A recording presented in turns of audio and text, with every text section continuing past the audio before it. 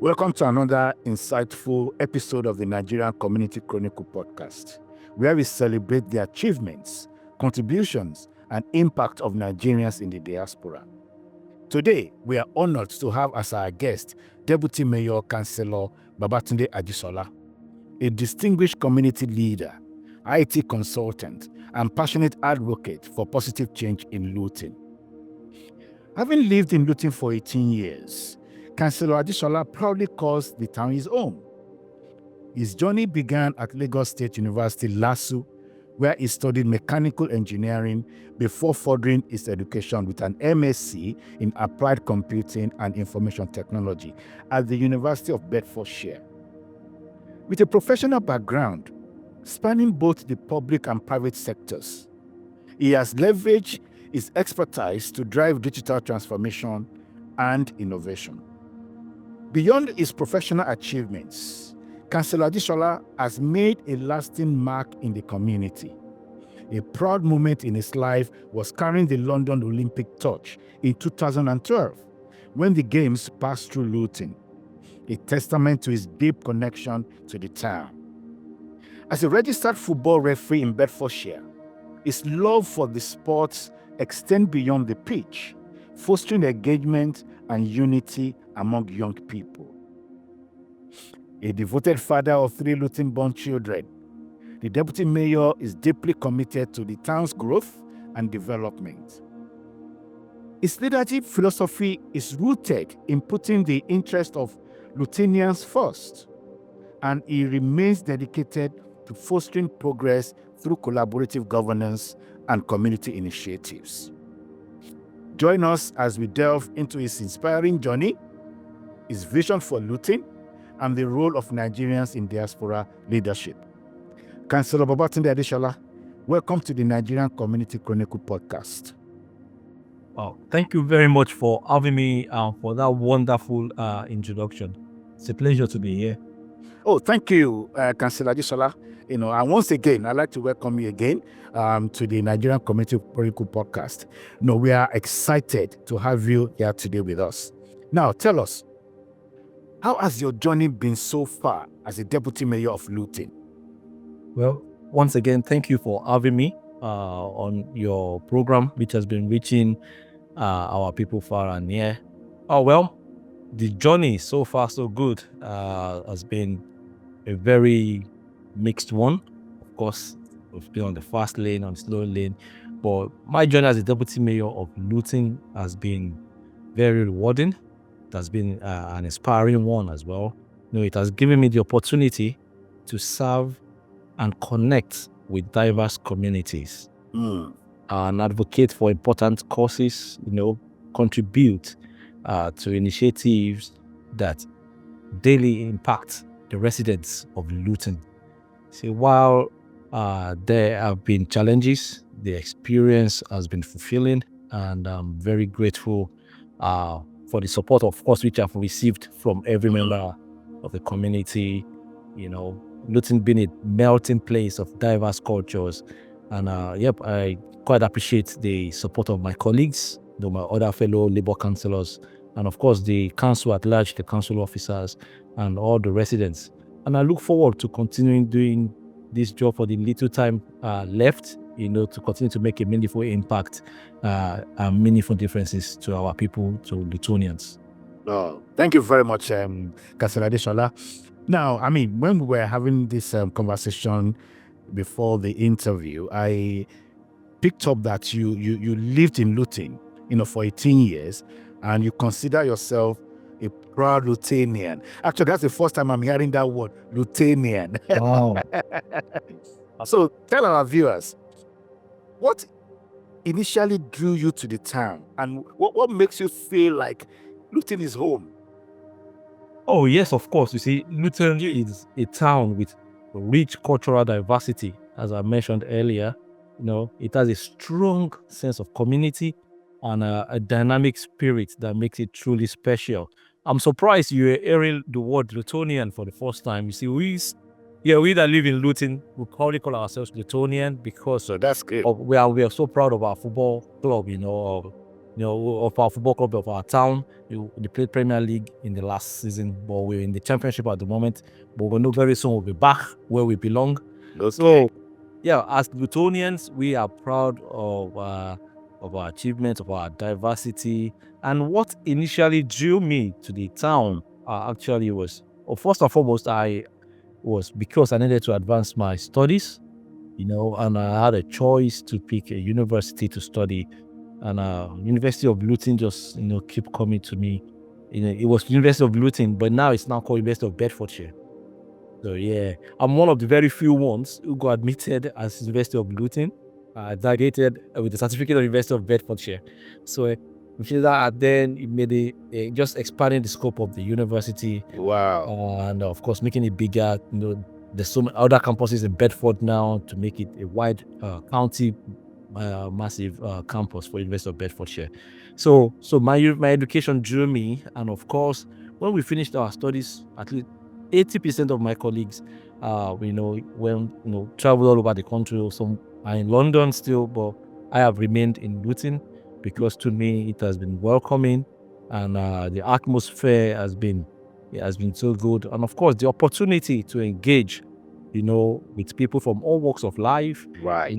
from the town has made Luton home for me.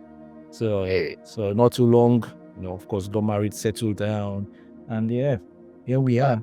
That's interesting. That's interesting. Actually, you know what's very interesting about this is that we have that particular aspect in common, because I also went to the Montfort University, but I happened to be one of the first that entered the Montfort University when it was a polytechnic. So it was called Leicester Polytechnic when I entered.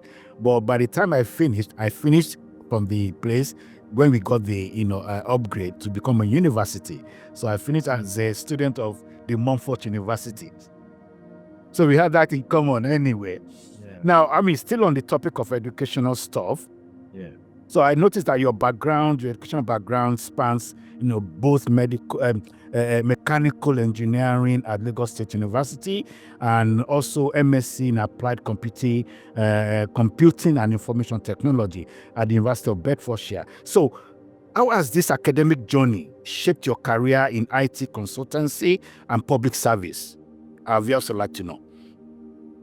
Oh, thank you for that. Yeah, my academic journey has been instrumental in shaping both my career in IT, of course, in IT consultancy, and my role in public service. Studying mechanical engineering in Lagos State University. Of course, with the way we are structured back in Nigeria, you have to work extremely hard.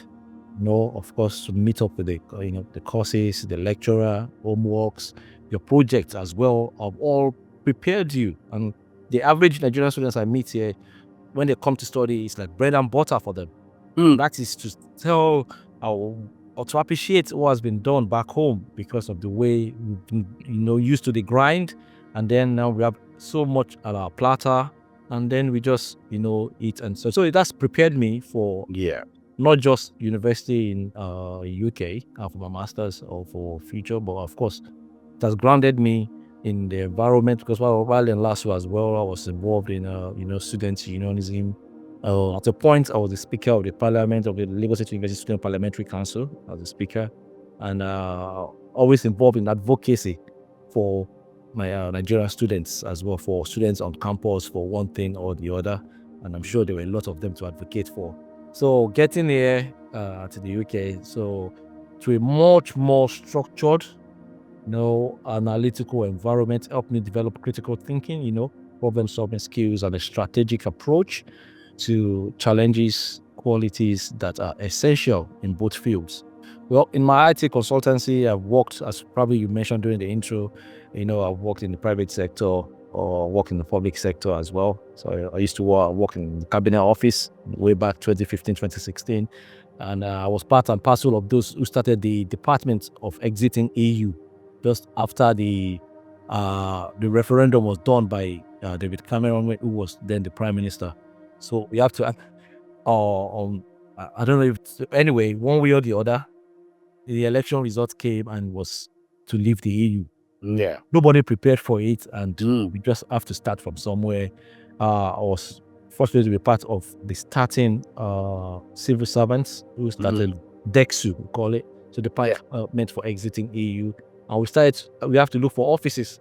So go staffs from all over the place to join us, staffs from different departments, from Department of Culture, DCMS, Culture and Media, Department of Ministry of Justice, Ministry of Education. So we have to borrow all your staffs to start that ministry. And of course, we had private consultants from, the big consulting firms to help set up the DEXU. So yeah, I've been involved in public sector, and of course in the private sector I've worked as well in some law firms, in some banking sectors as well, here and there, helping people. I've worked in the media as well, so that's really grounded me strong. Of course, with a strong technical foundation, I've been able to navigate through, and of course not neglecting my community as well, trying to do one or two back home as well.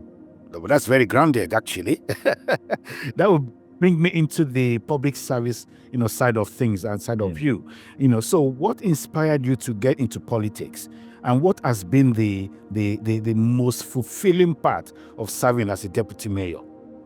My inspiration to get into politics, stemmed from a deep passion community. As I've mentioned earlier, of course, during my background in the university, and of course, but a deep passion for community service. So when I came to the country, it was easy for me to be a volunteer, volunteer and make a little difference. So I volunteered as a mentor, and I was trained, which I know that will allow me to have a deep, meaningful impact positively on young minds. So I did the training, and I was assigned some persons to mentor. I meet them every Saturday morning. And of course, the passion for politics is the passion to make a difference to the lives of our people. I've always believed in the power, of leadership to drive positive change in the community. And of course, not just to advocate, but you have to be in it to be able to really effect and do things. So I saw politics as a platform to amplify my advocacy for inclusivity as well, development, and social justice. So, and of course, my background in IT also made me aware of the need, for forward-thinking leadership that embraces technology to improve governance and community engagement. So we're making use of all that on all fronts to make sure we get the community engaged and go at times beyond the door knocking, engage them socially as well, be of social engineering into it. And of course, the most fulfilling part of serving as deputy mayor of Luton has been, the opportunity to connect directly with the people. At times you be to a place and you are surprised, oh, this place exists.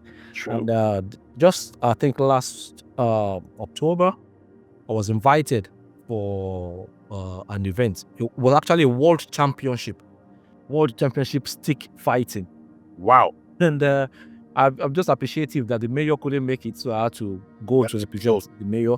And I never knew such things exist, not to talk of even existing. And people came from, all over the world, from Italy, from Dublin, Ireland, Republic of Ireland, from Russia, and all over Europe. And there was a proper world championship stick fighting. Stick fighting. Yeah. So it was. That's we could that I'm gonna look at it. It'll be 3 days. You'll be surprised how many is going on. And of course, there's so many communities, where I've been to. I've been to the Kenya community event.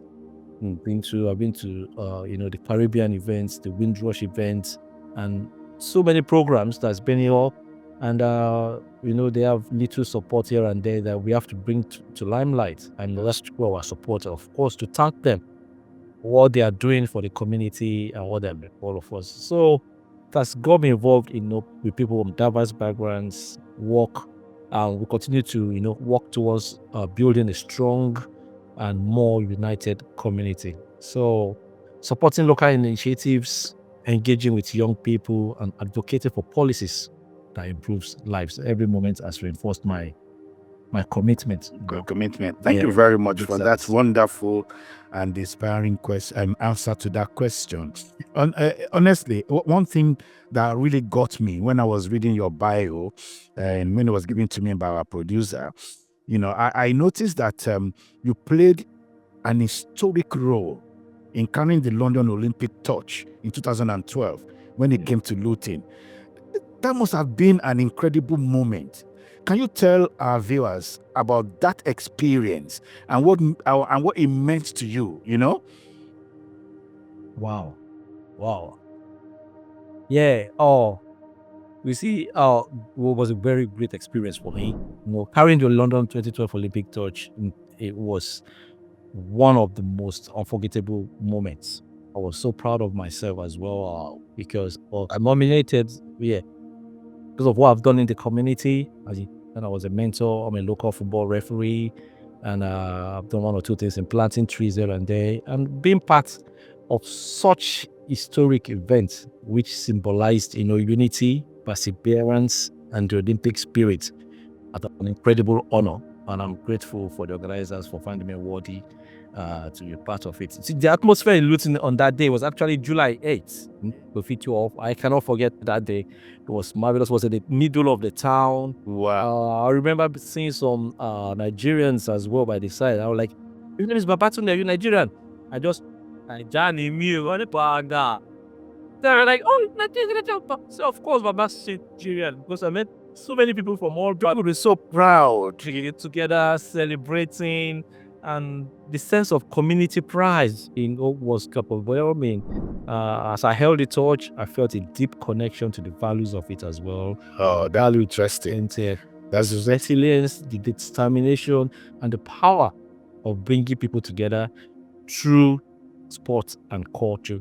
For me, it was more than just it was about inspiring others as well, really young people to dream big and believe that they too can be part of something historic. It reinforced my commitment to public service as well, and community engagement, because I know it was because of what I've done and I'm united.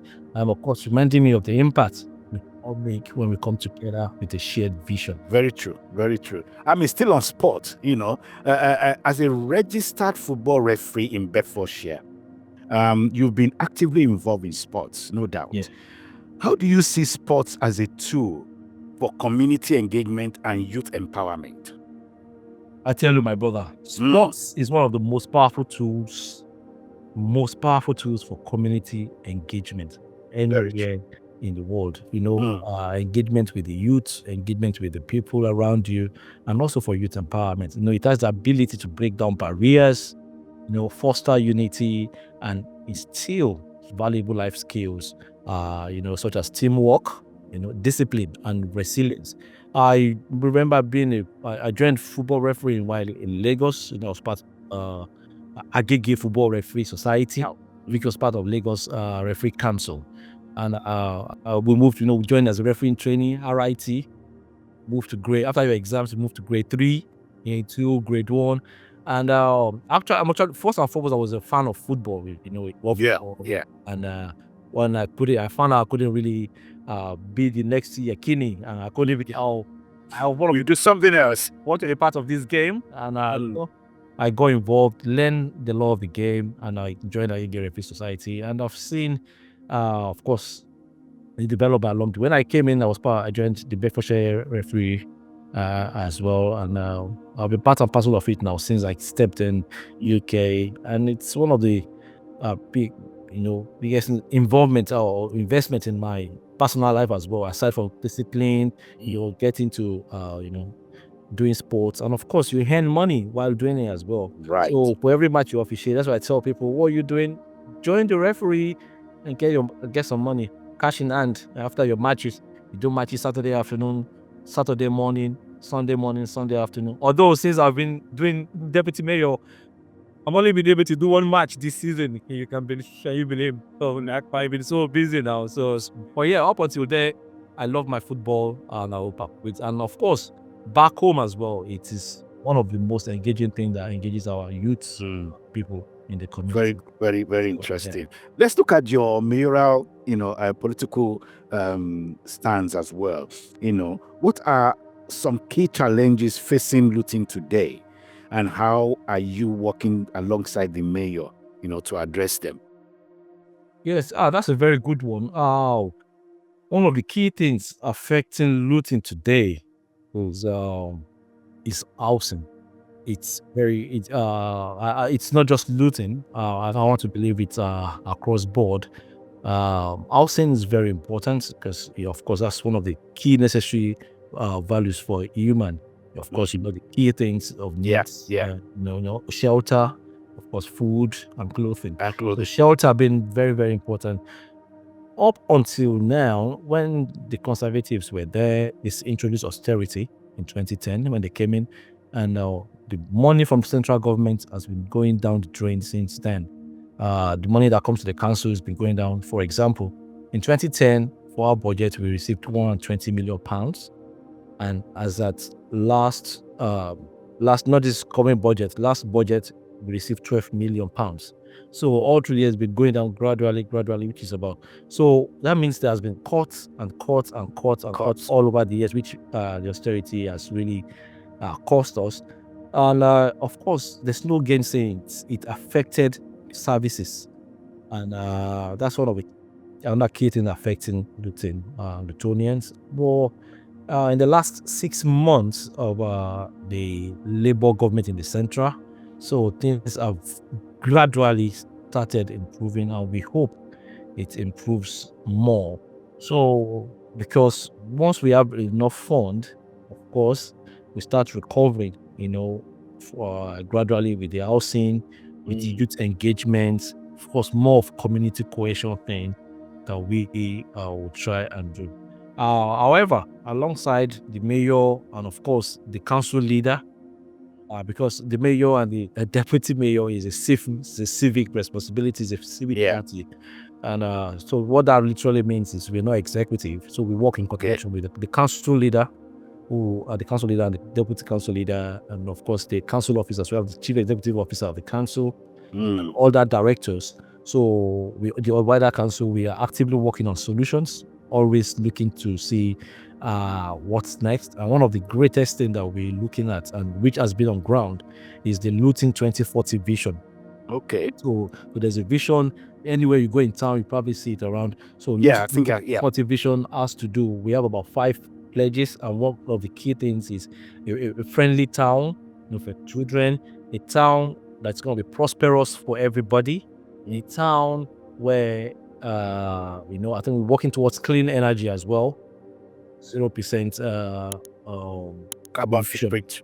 So carbon footprint, exactly. So we have this 2040 vision everywhere, and that's one of the key things we are looking into to make Luton a better place for everybody. Fantastic. That's interesting. Now let's look a little bit more into the Nigerians and our diasporan situation and leadership. So I believe that our viewers will agree with me, like some of them have said, that many Nigerians in the diaspora look for ways to give back and be involved in their communities.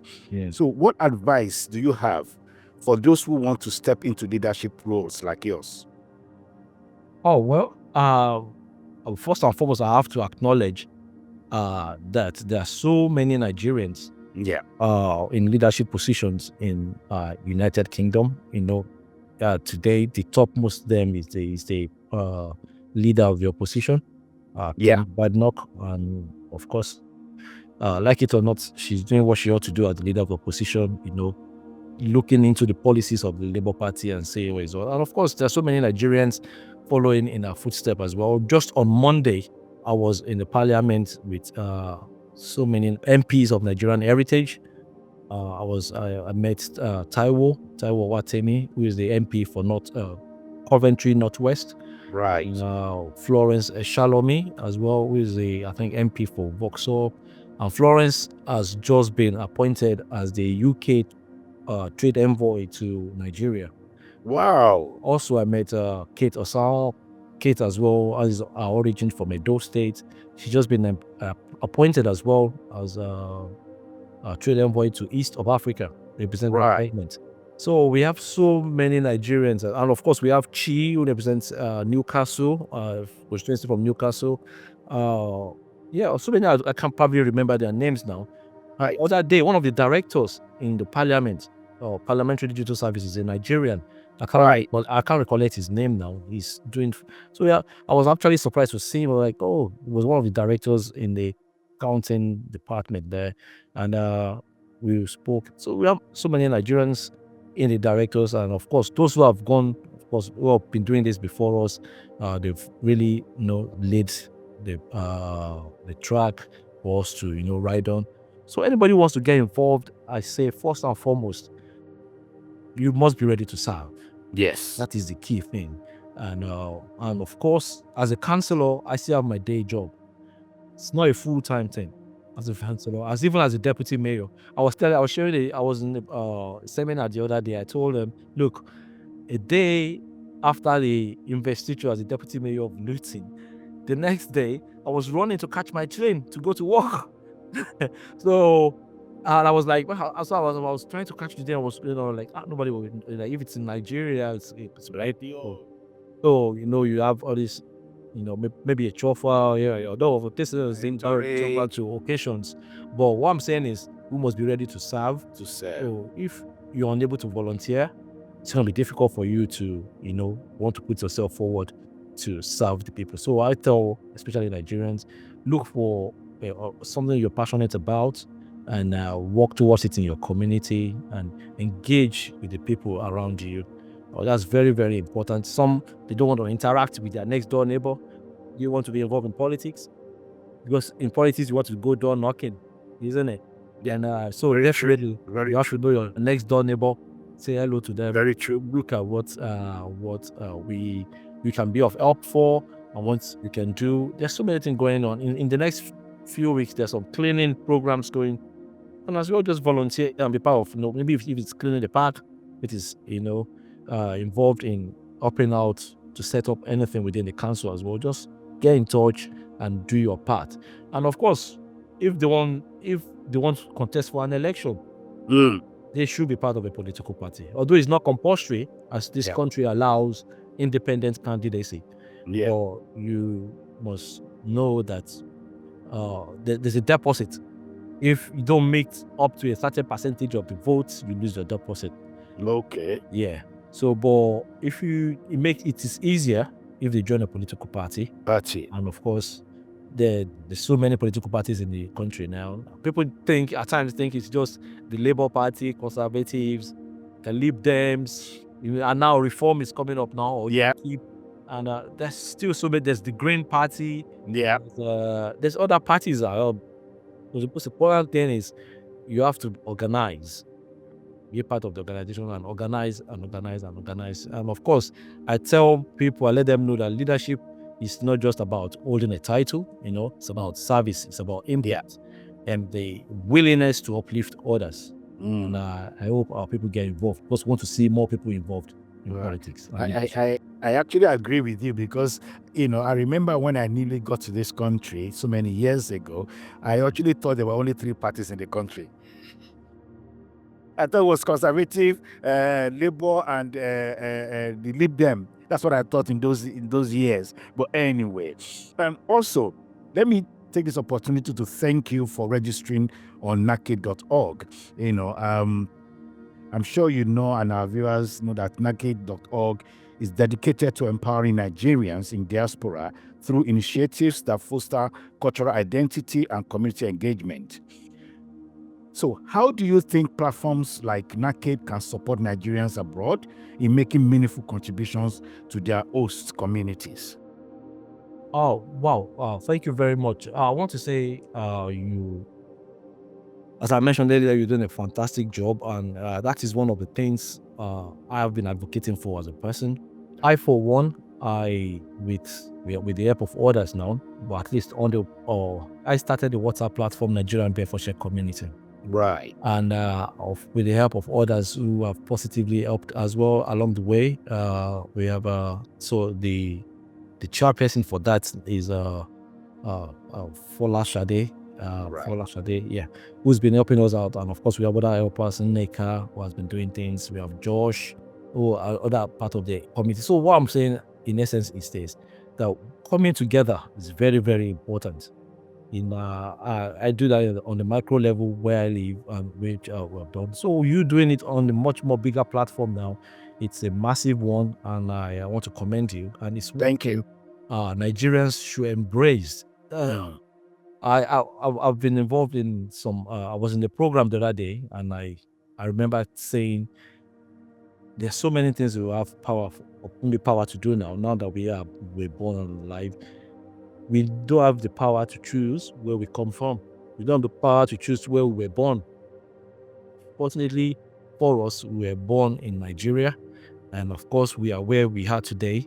So we should not forsake our brothers or our sisters. Even as a matter of fact, we should come together, unite together. We've seen it done. We have so many.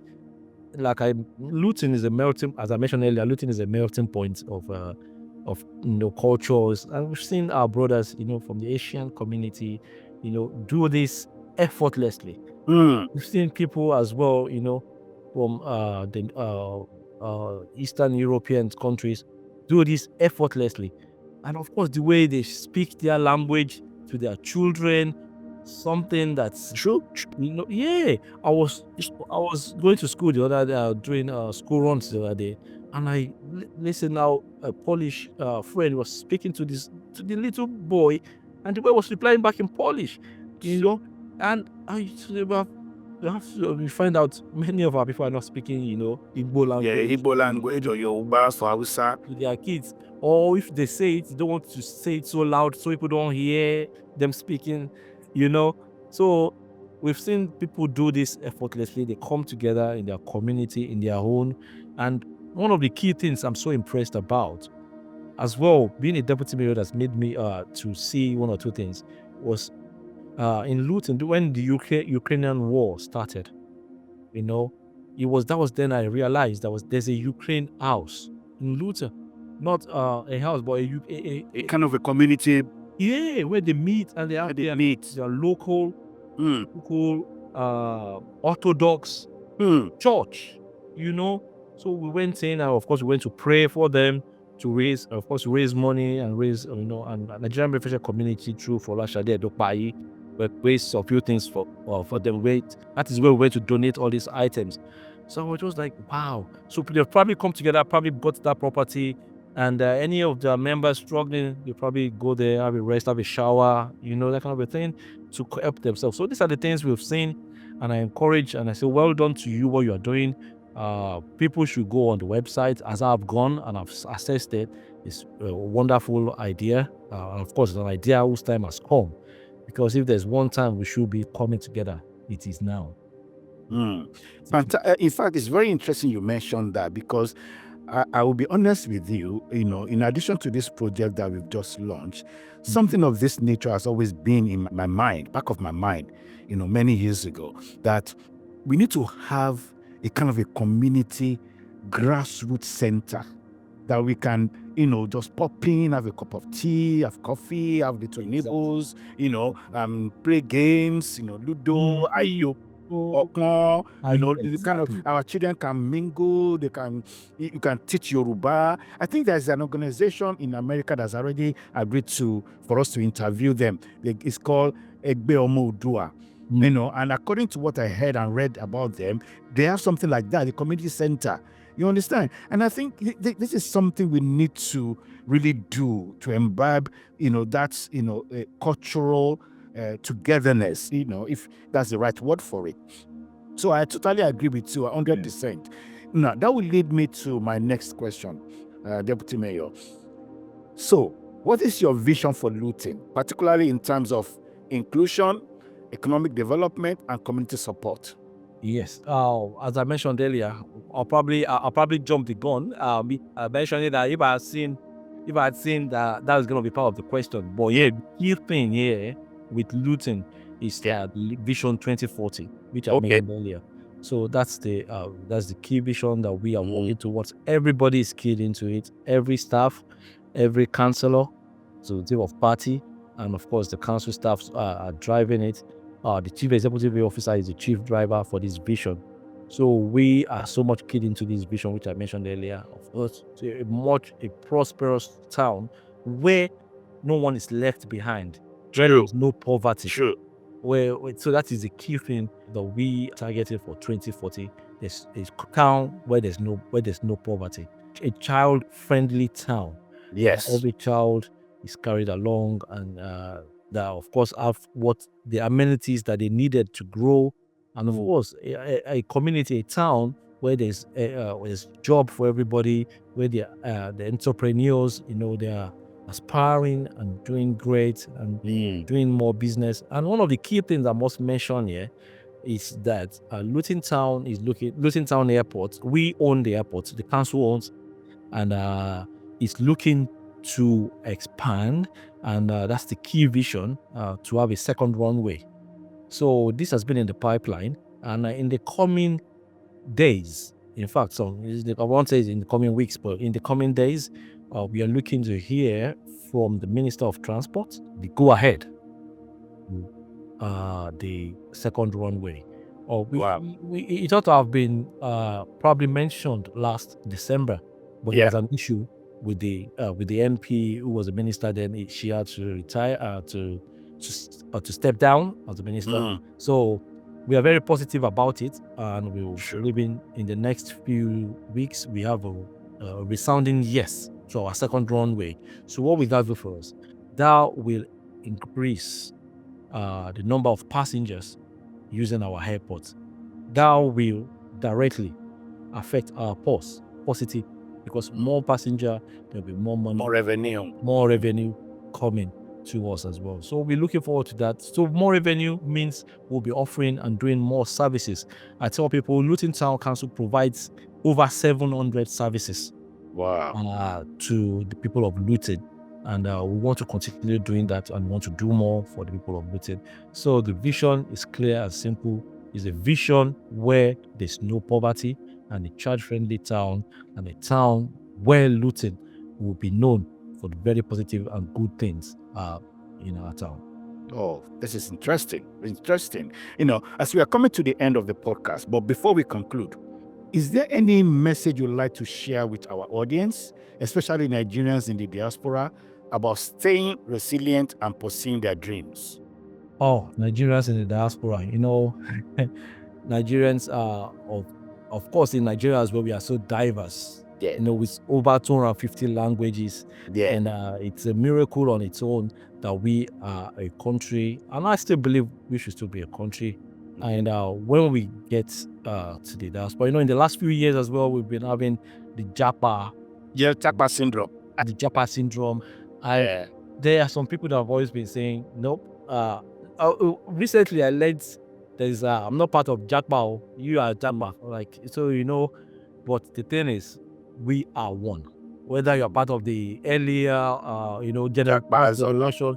In the UK now, we are now having third generation, which is it's one of the exciting times in the UK. I think these are one of the things. What happened previously, I'll quickly share this, was when our parents or our grandfathers, when they came back, when they came to the UK in the 60s, immediately they finished study, they go back to Nigeria. That's true. They've been returning, they've not been staying. So up until the 80s, even Kemi Badnoch, when the parents came, they just gave back to her and they went back to their job, So there's so many examples like that. Until the late 80s, during Babangida era, people started staying behind. So that, I would say, is denied us of a few things. But now we have second, third generation now just popping up in the country. And I want to just say there should be a time for us to really, really come together, be part of the society as much as you can, assimilate the culture, understand how it works. If you've been able to study, make sure you study the book, get your qualifications and follow the law. It's very, very important, because I've been called severally to come, be a guardian for you. If I'm being called to be a guarantor for you or to stand for you, the first thing I will check is to check if you are worthy. Of course, who has introduced you to me, and of course, who are you, and of course, study one or two things. You want to stand for somebody who isn't involved in something illegal, or who has not stand in good stand with law. So I tell people there's nothing like you do and you escape, or you do or you hide. It's just a matter of time. I advise people, stay straight. And of course, now these days you have so many people, dishing out videos about what happened in UK.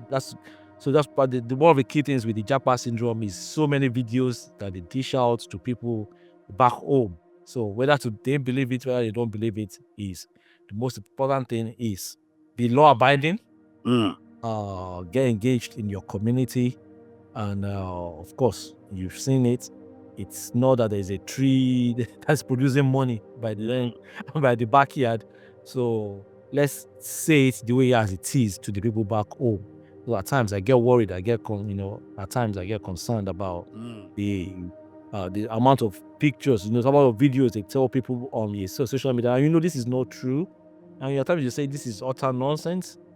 So the other day I saw a video. I don't know. So I don't know why the people just conjure some few things, but I don't know if I should mention this. But I just some people. This particular lady was talking about medication and drugs. While the message was right, when you go to your pharmacy, Content is not. Talk about your medication, right? It's medication and it's not drugs. And because you said drug doesn't mean the policeman will come to arrest you. And she was like, I told them I needed my drugs, and they said police station came with police. So, there's no need to exaggerate or exaggerate things Just for the sake of content. Yes, yeah, exactly. That's why I know this noticed as well with work. Like, I work, 2 seconds here, this is the money I earn, blah, blah, blah. There's no need to exaggerate things. Let us be real, tell the people as it is. Yes. Yeah, it's going to be fine. I believe we are in the particular place for a reason. I agree. Like I mentioned earlier, we can't choose where we were born, but we can choose where we go to. Yeah. Choosing to be in the United Kingdom, be on the straight line, do your best. And of course, this country is a country that rewards. If you work hard and stay straight, of course, the reward will come to you. Definitely. I'm sure, Deputy Mayor, that we have quite a sizable diasporans in Luton and, even countrywide. And I'm sure, sizable number will also be watching this podcast. Yes. So it will be interesting for our viewers to know how they can connect with you or learn more about your work and the services you provide. So please, inform our viewers how they can connect with you.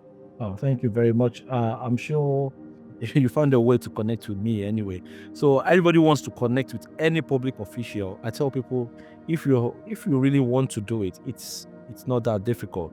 So the first thing and foremost is, if you put my name on Google, you see so many contacts coming up, isn't it? Yeah, sure. Babatunde Ajisola. But anyway, if you go to Luton Council, if you go to the Luton Council website, and of course go to Democracy Councillors or Deputy Mayor of Luton, you see so many come up. On the council webpage, you can see a direct phone line, because everything is in the public. It's open. So if you go to the Luton Council website, you are going to see my details as the Deputy Mayor. Yeah. You see a direct phone line to me, and of course my email address, which is babatunde.ajisola@luton.gov.uk. And I've been receiving emails from there as well, from Nigerians and from people from around the world, and I do reply almost immediately. That's one of the key things, one of our training, because we have to continually engage with our engaging people. So you're going to receive a response from me, and so you can either call me as well on the number that you've been to see on the website. I'll reply to you as well. Of course, if I'm not too busy, I can pick up the call and I'll respond to you.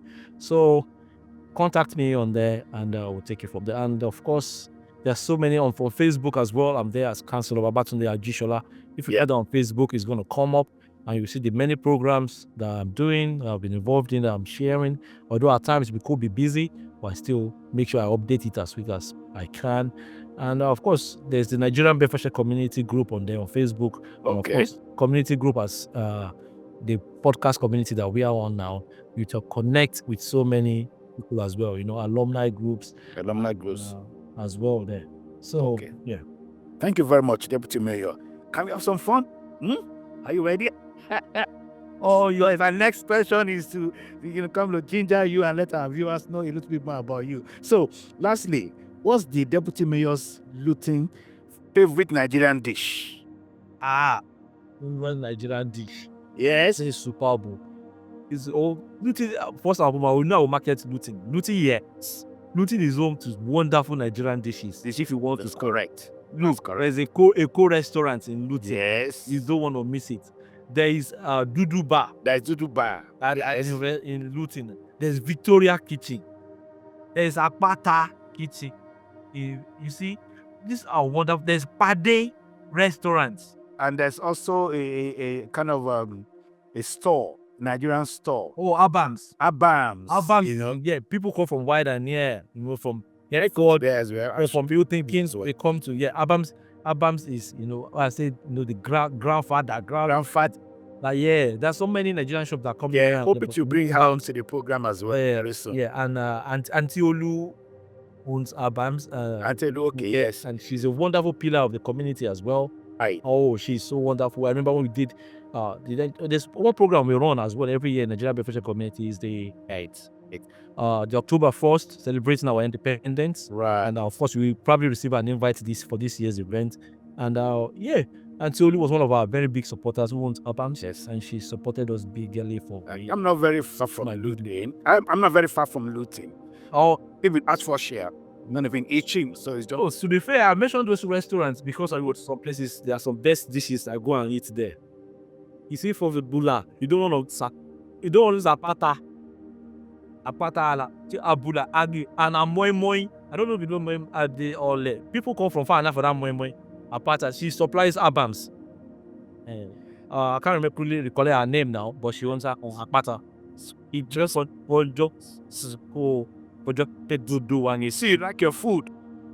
Yeah, but the other person want to Dudu bar. Yeah, so Aneko.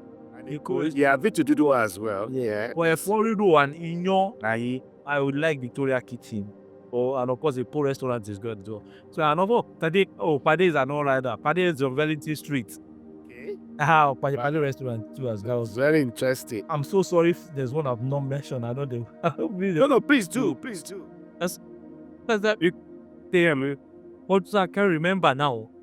Yes, yeah. But I know there's no problem. So Okay. So those spawns, I can tell you, of course, I go there and I regularly to that specific food. I go to try it out.